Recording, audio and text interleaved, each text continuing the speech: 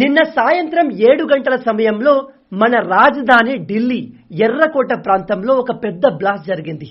ఈ విషయాన్ని మీరు టీవీ, న్యూస్ పేపర్ ద్వారా ఇప్పటికే తెలుసుకుని ఉంటారు. తెలియని వాళ్ళకి చెప్తున్నాను. ఎర్రకోట దగ్గర స్వాతంత్ర దినోత్సవం రోజు మన ప్రధానమంత్రి గారు నిలబడి దేశానికి స్పీచ్ ఇచ్చే ప్రాంతానికి కేవలం 300 మీటర్ల దూరంలో ఒక కారులో పెద్ద పేలుడు జరిగింది. ఈ బ్లాస్ట్ కారణంగా ఇప్పటి వరకు నేను ఈ వీడియోని నవంబర్ 11 రాత్రి 2 గంటలకు షూట్ చేస్తున్నాను. ఇప్పటి వరకు వచ్చిన సమాచారం ప్రకారం 11 మంది మరణించారు, 30కి పైగా గాయాల పాలయ్యారు. ఈ బ్లాస్ట్ కార్లోని సిఎన్జి ట్యాంక్ పేలడం ద్వారా జరిగిందా, లేదా ఎవరైనా పేలుడు పదార్థాలు పెట్టి పేల్చారా, దీని వెనకాల ఉగ్రవాదులు ఉన్నారా లేదా అనే విషయంలో ఇంకా క్లారిటీ రాలేదు. దీనిపైన మన NIA, national investigation agency investigation చేస్తుంది. ఇప్పటి వరకైతే ఏ ఉగ్రవాద సంస్థ దీన్ని మేమే చేశామో అని అంగీకరించలేదు. జనరల్ గా ఎవరైనా ఉగ్రవాదులు దాడి చేసినప్పుడు కొద్ది సమయం తర్వాత ఈ దాడి చేసింది మేమే అని పబ్లిక్ గా చెప్తారు. అయితే ఈ బ్లాస్ట్ విషయంలో ఇప్పటి వరకైతే అటువంటి ఏ కన్ఫర్మేషన్ రాలేదు.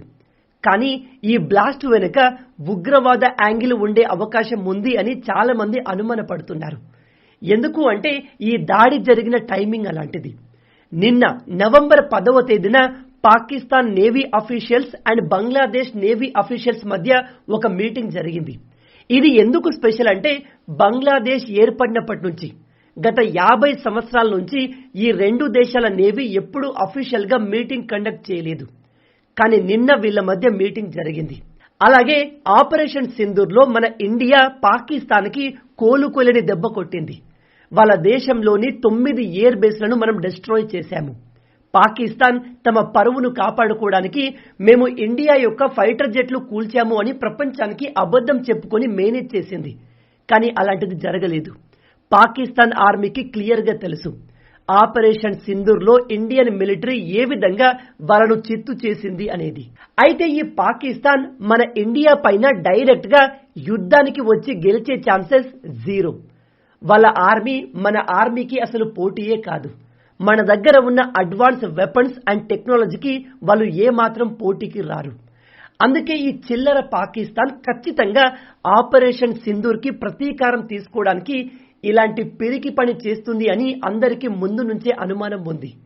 అందుకే ఇప్పుడు ఈ ఇన్సిడెంట్ ని చూసి దీని వెనకాల పాకిస్తాన్ ఉండొచ్చు అనే అనుమానాలు ఎక్కువగా ఉన్నాయి.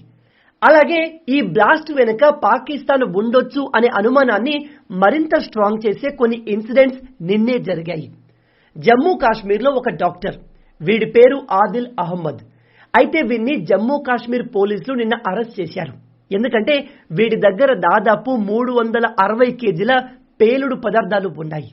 అలాగే AK-47 లాంటి ప్రమాదకరమైన వెపన్స్ కూడా దొరికాయి. అయితే జమ్మూ కాశ్మీర్ పోలీసులు వీడిని పట్టుకొని వాళ్ళ స్టైల్లో ఇన్వెస్టిగేట్ చేస్తే వీడు ఇంకోటి పేరు చెప్పాడు. ఆశ్చర్యం ఏమిటంటే వాడు కూడా ఒక డాక్టరే. వాడి పేరు మజ్మిల్ షకీల్. వీడు ఫరీదాబాద్ లో ఒక మెడికల్ కాలేజీలో పనిచేస్తున్నాడు. అయితే వీడి దగ్గర 2500 కేజీల పేలుడు పదార్థాలు దొరికాయి. అండ్ వీడి దగ్గర కూడా చాలా అడ్వాన్స్ వెపన్స్ ఉన్నాయి. వీళ్ళు పాకిస్తాన్ కి చెందిన జైషే మొహమ్మద్ ఉగ్రవాద సంస్థకు కాంటాక్ట్ లో ఉండి వాళ్ళ ఇన్స్ట్రక్షన్ పైన ఇండియాలోని డిఫరెంట్ ప్లేసెస్ లో పేలుడు జరపాలి అని ప్లాన్లు చేస్తున్నారు. ఇక్కడ మనం షాక్ అవ్వాల్సిన విషయం ఏమిటంటే చాలా మంది అనుకుంటారు బాగా చదువుకున్న వాళ్ళు, తెలివైన వాళ్ళు ఉగ్రవాదులు కారు, డబ్బు లేక బీదరికంలో ఉంటూ తినడానికి తిండి లేని వాళ్ళు మాత్రమే ఉగ్రవాదులుగా మారుతారు అని. కానీ ఇక్కడ చూడండి, మన పోలీసులకు దొరికింది ఎంతో కష్టపడి MBBS క్లియర్ చేసి డాక్టర్స్ అయిన వాళ్ళు.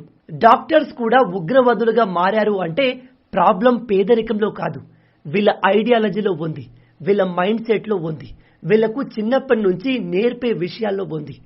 ఇక్కడితోనే అయిపోయింది అనుకోకండి, ఇంకో డాక్టర్ కూడా దొరికాడు. వాడి పేరు అహ్మద్. అయితే వీడు మన హైదరాబాద్ కి చెందిన వాడు. వీడేం చేస్తున్నాడు అంటే క్యాస్టర్ ఆయిల్ ని ఉపయోగించి ఒక వెరీ డేంజరస్ పాయిజన్ అయిన రేసిన్ ని తయారు చేస్తున్నాడు. వీడి దగ్గర దాదాపు 4 కేజీల రేసిన్ దొరికింది. రేసిన్ అంటే ఏమిటంటే ఇది సైనైడ్ కంటే దాదాపు 6000 రెట్లు అత్యంత ప్రమాదకరమైంది. దీన్ని తీసుకుంటే మనిషి చనిపోవడం కన్ఫర్మ్. దీనికి ఎటువంటి విరుగుడు ఉండదు. వీడి దగ్గర దొరికిన రేసిన్తో వేల మందిని అంతం చేయొచ్చు. అయితే ఈ చిల్లరగాడు మన హైదరాబాద్లో డాక్టర్గా పనిచేస్తూ ఈ కెమికల్ని తయారు చేసి ఏదైనా ఒక అన్నదానం ఏర్పాటు చేసి ఒకేసారి వేల మందిని లేపేయాలి అని ప్లాన్ చేశాడు. లేదా ఏదైనా దగ్గరలో ఉన్న టెంపుల్కి వెళ్ళి ఆ టెంపుల్ ప్రసాదంలో ఈ విషయాన్ని కలిపే ప్రయత్నం చేస్తున్నాడు. వీడు కూడా పాకిస్తాన్కి చెందిన ISKP అనే ఉగ్రవాద సంస్థకి ఇన్ఫ్లుయెన్స్ అయి